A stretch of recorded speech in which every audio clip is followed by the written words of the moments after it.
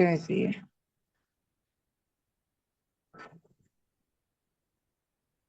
So in this video, we will see how to create and manage Google Classroom as a teacher. So first of all, आपने अपना Google account जो है वो open करना है। और अगर आप मोबाइल से हैं, आपके पास दो ऑप्शन है, या तो आप उसके एप्लीकेशन को डाउनलोड कर लें, या फिर वैसे ही अपने गूगल अकाउंट पर जाकर उसको उसकी वेबसाइट पर चल जाएं, गूगल क्लासरूम की। सो अगर आप पीसी पर हैं तो आप यहाँ पर जो डोर्स हैं अकाउंट वाले ऑप्शन के साथ यहाँ पर क्लिक करेंगे, तो नीचे जितने भी गूगल की एप्लीकेशंस हैं वो आ जाएंगी। और यहाँ पर होगा गूगल क्लासरूम, इस पर आपने क्लिक करना है।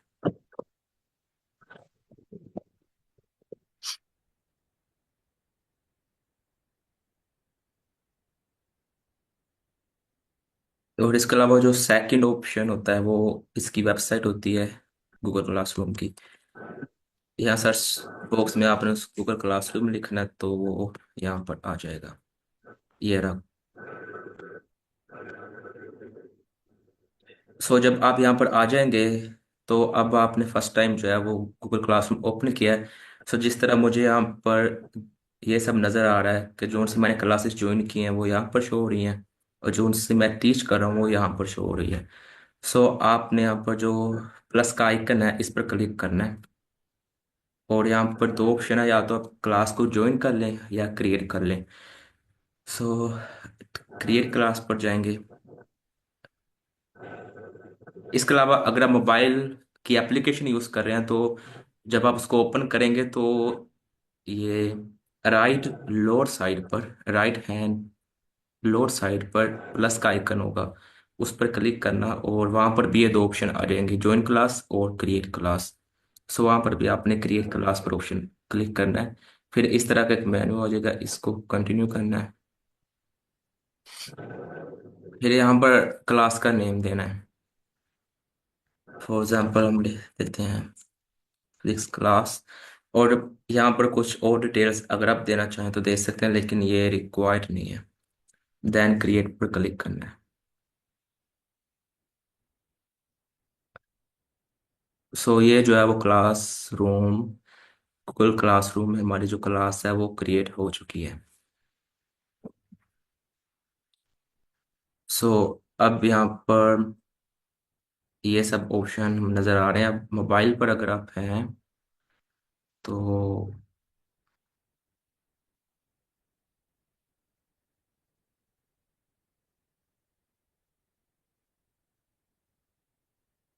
आपको भी इसी तरह का इंटरफेस शो होगा, लेकिन वो थोड़ा सा मिनिमल होता है ना, उसमें थोड़ी से जो ऑप्शंस हैं वो कम नज़र आते हैं, लेकिन वो मौजूद होते हैं। सो यहाँ पर जो सबसे पहला नज़र आ रहा है कि अनाउ समथिंग टू योर क्लास। और जो से भी स्टूडेंट्स क्लास में इनरोल होते हैं, पहले हम ये देख लेते हैं कि क्लास में स्टूडेंट्स को ऐड किस तरह करते हैं। यहाँ पर जो सा ऑप्शन आपको नज़र आ रहा है पीपल का, इस पर क्लिक करेंगे। यहाँ फिर हम यहाँ पर जाएंगे। अगर आप मोबाइल यूज़ कर रहे हैं तो लोअर राइट हैंड साइड पर यहाँ पर आपको पीपल का ऑप्शन नज़र आ रहा होगा, वहाँ पर आपने क्लिक करना है। एंड मोबाइल में तो आपको इनवाइट का बटन नज़र आ जाएगा, लेकिन अगर आप लैपटॉप पर हैं तो ये जो सब इनवाइट स्टूडेंट्स का बटन है, यहाँ पर क्लिक करेंगे। और ये जो सा इनविटेशन लिंक है ये आपने कॉपी करके किसी को भी शेयर कर देना है, जिसको भी आपने इस क्लासरूम में ऐड करना है।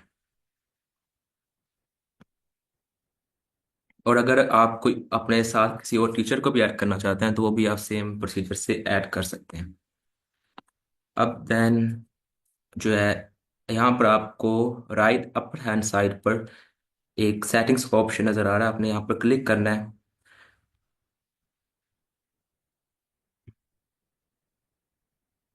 और यहाँ पर हमने जो क्लासरूम बनाते वक्त जो सा नेम वगैरह रखा था हम उसको भी एडिट कर सकते हैं।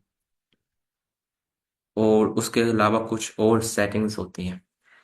और जिस तरह ये जनरल में है कि ये इनविटेशन लिंक है, और इसके अलावा एक कोड भी होता है। हम ये कोड जब हम किसी को लिंक शेयर करते हैं ना, तो जब कोई स्टूडेंट उसमें ऐड होता है तो उसको ये कोड जो है वो ऐड करना पड़ता है, फिर ही वो ऐड हो सकेगा। अब आपने जब भी किसी को लिंक शेयर करना है, ये कोड कॉपी करके उसको साथ में शेयर करना है। अगर आप इसको ऑफ करना चाहते हैं कि जो भी बंदा लिंक पर क्लिक करे वो सीधा ही जो है वो ऐड हो जाए, सो आपने यहाँ से इसको ऑफ कर देना है।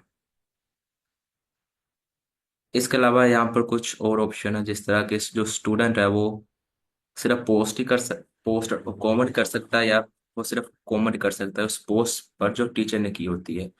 और लास्ट ऑप्शन है कि टीचर ही सिर्फ जो पोस्ट है और कमेंट वो कर सकता है। अब ये कहाँ पर है? अभी हमने पीछे देखा था यहाँ से अनाउंस समथिंग वाले सेक्शन से। अब यही सिर्फ सेक्शन है यहाँ से कोई चीज़ पोस्ट हो सकती है और उस पर कमेंट हो सकता है। अब यहाँ से देखते हैं कि पोस्ट किस तरह करते हैं।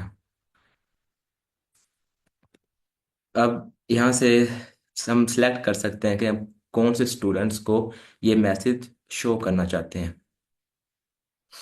सो यहाँ पर पोस्ट पर क्लिक करेंगे तो ये हो जाएगा। अब अगेन हम सेटिंग में जाते हैं और यहाँ से कुछ डिफ़ॉल्ट मार्किंग का प्रोसीजर भी होता है, अगर आप ऑन करना चाहें तो ये कर सकते हैं। सो बस ये थी कुछ रिक्वायर्ड सेटिंग्स यहाँ पर। अब इसके बाद यहाँ पर एक क्लास वर्क का जो है वो ऑप्शन नज़र आ रहा है।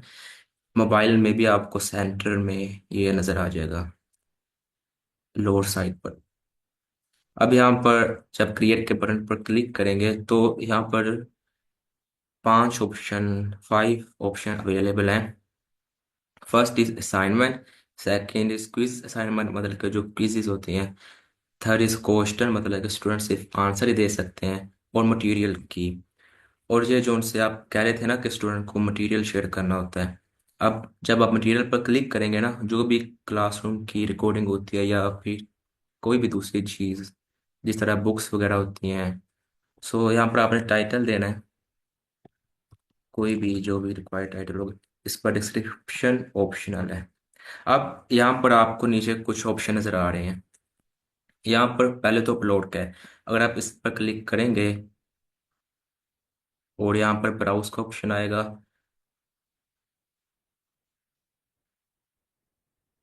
मोबाइल से भी सारा ये प्रोसीजर जो है वो सेम ही है। फिर यहाँ से आपने अपनी फाइल जो है वो सिलेक्ट कर लेनी है, वो फिर यहाँ पर आ जाएगी। इसके अलावा जो ज़्यादातर यूज़ होता है वो ड्राइव का होता है। आपने जो भी क्लास की रिकॉर्डिंग है वो आपने अगर ड्राइव पर अपलोड की है, सो आप ड्राइव से सिलेक्ट करके यहाँ पर ड्राइव में आपके जो भी मटेरियल है ड्राइव में जो मौजूद है, वहाँ से आप क्लास की रिकॉर्डिंग को सिलेक्ट करके यहाँ से स्टूडेंट के साथ शेयर कर सकते हैं। इसके अलावा अदर भी ऑप्शन है वो आप जो है वो चेक कर सकते हैं। हम्म। इसके अलावा ये असाइनमेंट का है, ये भी सारा सेम ही है। बस एक दो चीज़ें जो है वो चीज़ होती हैं, बाकी सब जो है वो सेम होता है। यहाँ पर ड्यू का नज़र आ रहा है कि ड्यू डेट क्या होगी, आज से असाइनमेंट शुरू होगी और आपने नेक्स्ट जितने दिनों में वो उसकी जो डेडलाइन है वो यहाँ पर देनी है। सो ये इतना मुश्किल नहीं है, ये आप कर सकते हैं इजीली। ये भी दो ऑप्शन है, क्विज असाइनमेंट जिसमें ऑप्शंस अवेलेबल होते हैं और क्वेश्चन का। अब ये जो सा तीसरा सेक्शन है मार्क्स का, ये इस यहाँ पर इस तरह होता है कि जो भी जितने भी स्टूडेंट्स ने असाइनमेंट जो आपने दी थी वो कंप्लीट की होती है, उसकी एक कह लें कि एनालिसिस होकर आ जाती है कि जितने स्टूडेंट्स ने जितने मार्क्स लिए हैं वो नंबरिंग होकर आ जाती है, वो सब ना सारा कुछ यहाँ पर नज़र आता है। अभी मेरे पास कोई क्लास नहीं है जहाँ पर स्टूडेंट्स ने कुछ ऐसा वो एक्शन परफॉर्म किया हो, सो मैं आपको शो नहीं कर सकता, लेकिन वो सब यहाँ पर नज़र आ जाता है। वो स्टूडेंट टीचर के लिए एक हेल्पिंग टूल है, इसके अलावा और कुछ नहीं है।